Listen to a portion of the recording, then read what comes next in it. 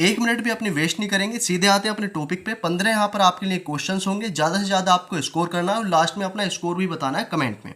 देखिए पहला क्वेश्चन आप लोगों के सामने, निम्नलिखित में से किस ग्रह का अपना कोई उपग्रह नहीं होता या नहीं है? बताओ, बुध, शनि, बृहस्पति या मंगल, कौन सा ऐसा ग्रह है जिसका कोई उपग्रह ही नहीं है, यानी कि नेचुरल सैटेलाइट इनमें से किसका नहीं है, ये आपको बताना है यहाँ पर। तो देखिए यहाँ हो जाएगा आपका ऑप्शन नंबर ए करेक्ट, बुध। ठीक है ना, बुध जो ग्रह है उसका कोई भी अपना उपग्रह नहीं है भाई।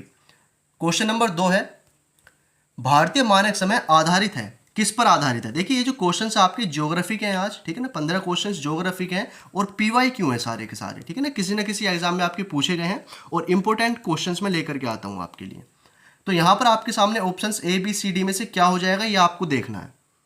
तो देखिए अगर यहाँ पर आप लोग चुनते हैं option number C, option number C अगर आप लोग चुनते हैं तो बिल्कुल करेक्ट है भाई, 82 डिग्री 30 मिनट पूर्व देशांतर पर, ठीक है ना, भारतीय मानक समय आधारित है, याद रखेंगे।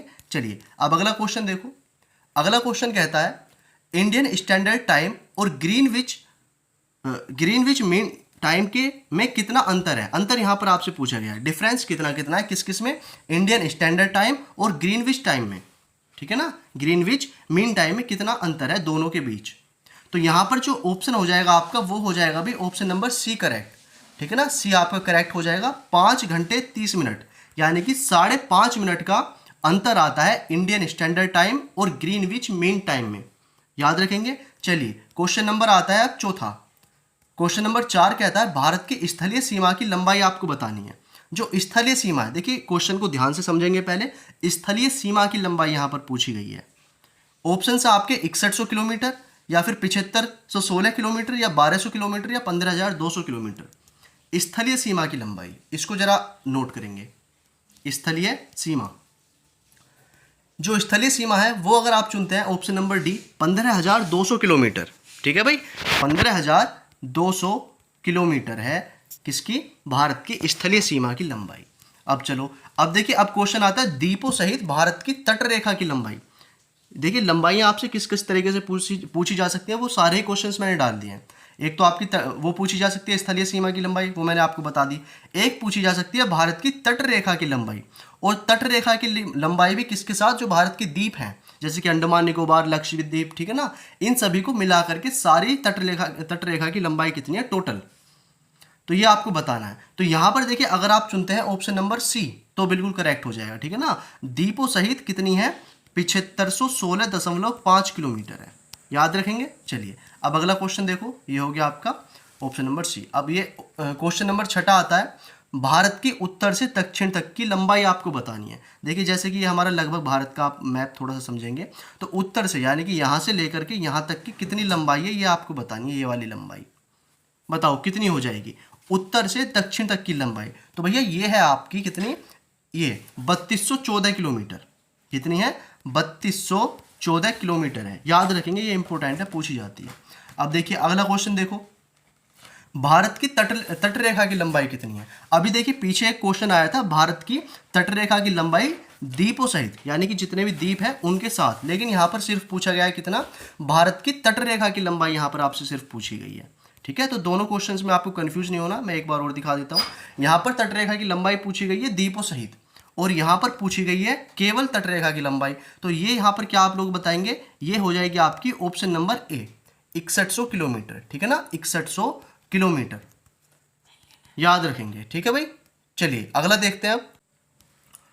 अब क्वेश्चन है भारत का क्षेत्रफल विश्व के कुल भौगोलिक क्षेत्रफल का कितना है, प्रतिशत में आपको यहाँ पर बताना है, ठीक है। भारत का जो क्षेत्रफल है वो पूरे वर्ल्ड का कितने परसेंट है, बताओ कितना हो जाएगा। तो यहां पर हो जाएगा आपका 2.4 भाई, 2.4%।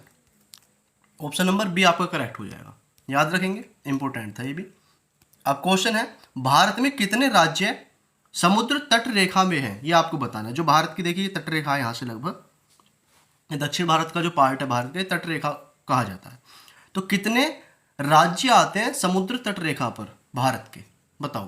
तो यहाँ पर अगर आप चुनते हैं ऑप्शन नंबर सी तो बिल्कुल करेक्ट है भाई, 9 राज्य छूते हैं भारत की तट रेखा, ठीक है ना, मतलब कि 9 राज्य भारत के जो 9 राज्य हैं वो समुद्र को छूते हैं। अब अगला क्वेश्चन देखो, निम्नलिखित में भारतीय राज्यों में से किससे होकर कर्क रेखा नहीं गुजरती है? ठीक है ना, नहीं यहाँ पर पूछा गया है, किससे नहीं गुजरती? उत्तर प्रदेश, मध्य प्रदेश, गुजरात या झारखंड? ये तो बिल्कुल इजी क्वेश्चन है, ठीक है, बहुत ही इजी क्वेश्चन है ये वाला, और आप लोग बता भी देंगे। ऑप्शन नंबर ए यहाँ पर करेक्ट हो जाएगा। उत्तर प्रदेश से नहीं गुजरती, मध्य प्रदेश से भी गुजरती है, गुजरात से भी, झारखंड से भी, ठीक है, तो ए यहाँ पर करेक्ट हो जाएगा, यूपी से नहीं गुजरती। अब क्वेश्चन है अगला, एक सेकेंड, हाँ जी, ये क्वेश्चन है, श्रीलंका को भारत से अलग कौन करता है? ये आपको बताना है। कौन सा चैनल या कौन सा जल डमरू या फिर कौन सी जल संधि है जो भारत को श्रीलंका से अलग करती है भाई? तो देखिए, जैसे कि भारत है हमारा और इधर श्रीलंका है, तो इधर जो चैनल पड़ता है उसको कहा जाता है पाक चैनल, ठीक है ना, पाक जल डमरू या फिर पाक जल संधि भी इसको कहते हैं। ऑप्शन नंबर सी यहाँ पर करेक्ट हो जाएगा, याद रखेंगे। चलिए अब देखिए, क्वेश्चन आता है 12वां, और आई होप आपने ज़्यादा से ज़्यादा स्कोर किया होगा अब तक। भारत तथा चीन के मध्य सीमा बनाने वाली रेखा कौन सी है? यानी कि भारत और चीन के बीच जो बाउंड्री है उसको क्या कहा जाता है, ये यहाँ पर आपको बताना है। तो देखिए यहाँ पर हो जाएगा ऑप्शन नंबर आपका बी, मैकमोहन कहते हैं भी, ठीक है ना। मैकमोहन जो लाइन है वो किस किस के बीच है? भारत और चीन के बीच है। इजी क्वेश्चन था ये भी।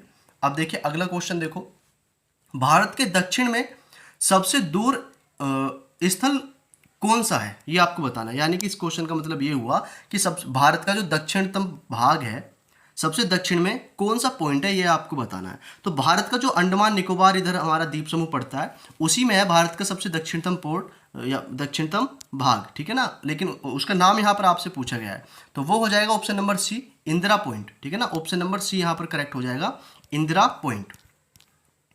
अब देखो, अब अगला क्वेश्चन है, भारत का दक्षिणतम स्थान इंदिरा पॉइंट, जो ही मैंने बताया था, भारत का सबसे दक्षिणतम स्थान कौन सा है? इंदिरा पॉइंट। निम्नलिखित में से कहाँ पर स्थित है, ये आपको बताना है। तो मैंने ये भी आपको बता चुका हूँ मैं ऊपर, ये आपका अंडमान निकोबार में पड़ता है, तो ऑप्शन नंबर डी यहाँ पर आपका करेक्ट हो जाएगा, ठीक है ना, अंडमान निकोबार द्वीप समूह में ये पड़ता है। क्वेश्चन नंबर लास्ट का आ चुका है, क्वेश्चन नंबर 15वां कहता है, लक्षद्वीप समूह जो है वो कहाँ पर स्थित है? अरब सागर में, बंगाल की खाड़ी में, हिंद महासागर में, या इनमें से कोई नहीं? ये आपके लिए होमवर्क भी है, इसका आंसर आप लोग कमेंट में भी देंगे अगर आपने लास्ट तक वीडियो देखी है। और 15 जो क्वेश्चंस हैं ये, इनमें से आपने कितना स्कोर किया है ये भी आप मुझे बताएंगे, ठीक है ना, कितना आपने स्कोर किया है 15 में से। मुझे लगता है भी कि आपने 13-14 क्वेश्चन तो कर ही लिए होंगे इजीली, ठीक है, और कम से कम भी आपने 10 से 12 क्वेश्चन तो किए ही होंगे। तो जितने भी आपने क्वेश्चन अटेंड किए हैं, अटेंड तो आपने सारे किए होंगे, लेकिन कितना स्कोर आपका बना है 15 में से, तो ऑनेस्टली बताना भाई, ठीक है ना, कोई मतलब गलत नहीं बताएगा कितना आपने स्कोर किया है। इससे क्या आपका, ये आपको पता चलता है कि आपकी प्रैक्टिस किस तरीके से चल रही है भाई, ठीक है। चलिए तो भाई इतनी ही रखते हैं आज की क्लास, मिलते हैं अगली क्लास में। चैनल को सब्सक्राइब जरूर कर लेना, टेलीग्राम और इंस्टाग्राम पर आपको काफ़ी अपडेट मैं देता हूं, तो वहां भी आप लोग जरूर ज्वाइन हो जाना। चलिए मिलते हैं भाई अगली क्लास में, तब तक के लिए जय हिंद, वंदे मातरम, बाय।